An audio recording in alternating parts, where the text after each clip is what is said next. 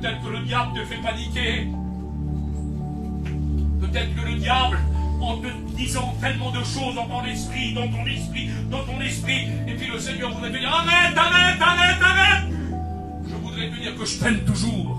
Amen. Je voudrais te dire que je pense toujours à toi. Je voudrais te dire que tu es toujours mon fils. Je voudrais te dire que tu es toujours ma fille. Alors il dit, j'irai chercher celle qui est égarée. Et il dit, je penserai, amen. En voulant dire, je vais soigner celle qui est blessée. Voudrais-tu te laisser soigner par le Seigneur? Alors peut-être que ta plaie est profonde en disant, tu sais, pasteur, tu ne comprends pas par où je passe. Et même, je te promets que c'est vrai. Si tu me l'expliquerais pendant toute la nuit, tellement que ta souffrance serait trop grande, je ne pourrais rien faire pour toi. Mais j'aimerais te dire, alléluia, que le Seigneur, il a de l'huile pour t'appeler. Il a du vin pour t'appeler, alléluia. Il a un désinfectant, amen, pour t'appeler, pour ta blessure qui est profonde, que tu n'arrives pas à résoudre. J'aimerais te dire, amen, de la part du Seigneur, que le bon berger a le remède pour te soigner. Mais qu'est-ce que c'est le remède? Ben, c'est d'accepter de te laisser aider.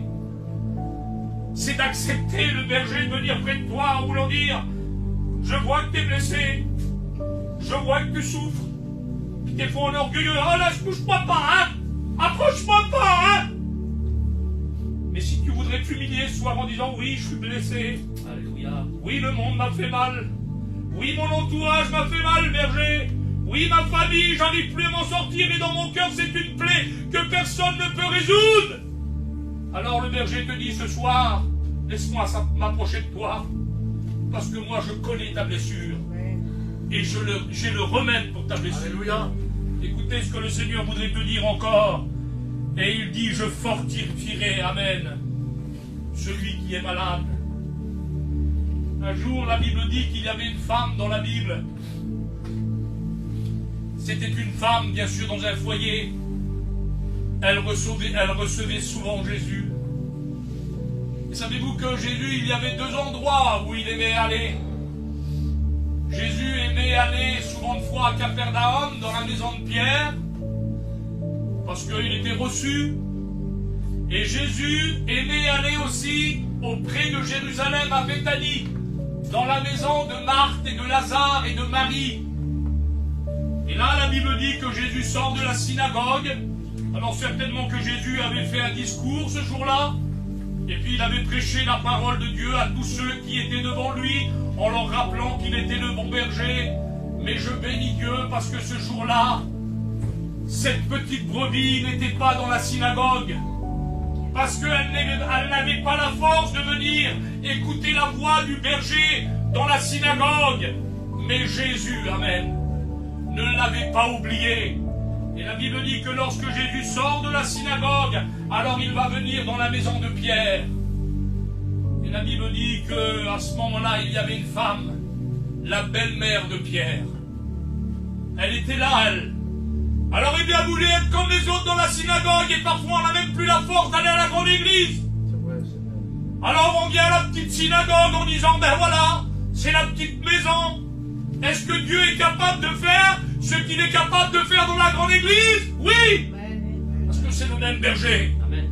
Et le Seigneur est capable de se déplacer pour 500 personnes, comme il est capable de se déplacer pour 10 000 personnes, comme il est capable de se déplacer simplement pour toi ce soir. Vous avez pu comprendre combien il sort de la synagogue, il y avait des centaines de gens devant lui, il sort de la synagogue. Il aurait pu dire, c'est la belle-mère de Pierre quand même. Pierre, il s'est soigné. Sa femme, c'est pas grave, elle a de la fièvre. Mais la Bible dit que Jésus, amen, il prend le temps. Et c'est ce que Jésus voudrait faire pour toi. Il voudrait prendre le temps de t'expliquer, amen, qu'il peut enlever la fièvre de ton corps spirituel. Vous avez vu, quand on est fiévreux, on n'est pas bien. On n'est pas bien, on n'est pas bien. On n'est pas trappe, comme on dit. On n'est pas dans notre assiette. Et puis peut-être dans la vie spirituelle, des fois, on n'est pas bien. on est entre deux feux. On est un coup bien, puis on est un coup froid, et puis on est un coup tiède. Et à la force d'être froid et d'être tiède, et d'être bien 8 jours, alors à un moment donné, on redevient tiède et on redevient froid. Alors on a pris la solution en disant, mais moi je suis pas un faucheton, John. Moi je suis pas une faucheton, mon John. Si c'est pour suivre le Seigneur comme ça, eh bien je laisse tout tomber. Je retourne à la froideur. Et peut-être c'est ce que tu t'es dit, en te disant que j'ai décidé ainsi, parce que moi je suis vrai devant Dieu. C'est ma belle-fille. Vous avez vu ce qu'elle a dit? Elle a son petit caractère, comme j'ai le mien, comme tu as le tien, mais le Seigneur le sait. Parce que, pardonnez-moi, le Seigneur n'a pas appelé des parfaits à la repentance. Il a bien dit, ce n'est pas les bien portants qui ont besoin de médecins, ce sont les malades. Alors peut-être que toi, tu as résolu dans ton cœur de te tenir dans la froideur. Parce que tu ne veux pas faire le double jeu. Ah, je vais aller faire la petite sainte ou le petit saint à la Réunion. Et puis quand je rentre chez moi, c'est la guerre. Le mari, ça va pas. Les enfants, ça va pas. Alors je reste dans la froideur. Tu fais erreur, te dit le Seigneur. Parce que lorsque tu es près de lui, Dieu te donne, amen, la force de supporter ce que tu as supporté. Tu comprends ça? Mais si tu décides de t'éloigner de lui, alors tu n'auras pas la force. Parce qu'il y a trop de gens qui veulent porter le fardeau des autres. Eh bien, j'aimerais te dire que tu n'y arriveras pas.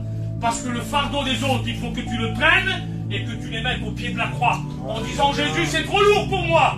Moi, je n'arriverai pas à porter le foyer de ma femme. Moi, je n'arriverai pas à porter le foyer de mes enfants. Moi, je n'arriverai pas à porter le foyer de mon mari. C'est trop lourd, j'ai essayé et je m'écrase. Alors Jésus te dit, apporte-moi-les.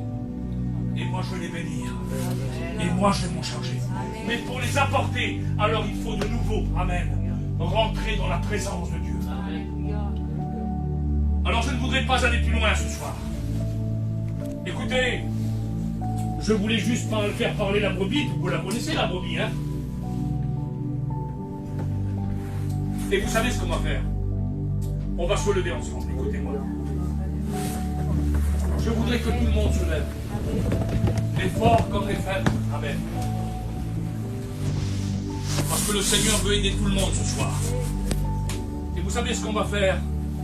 On va le dire parce qu'on a le droit de le faire. On a le droit de le dire.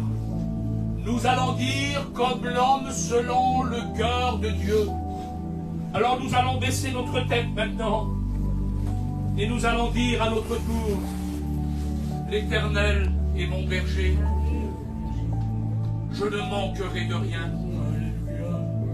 Il me fait reposer dans de verts pâturages. Il me dirige près des eaux paisibles. Il me conduit dans les sentiers de la justice à cause de son nom. Et même quand je marche dans la vallée de l'ombre de la mort, alors je ne crains aucun mal, parce que j'ai la conviction qu'il est avec moi. Amen, amen. Quand je regarde sa houlette et son bâton, alors ça rassure mon cœur. Sa houlette et son bâton me rassurent.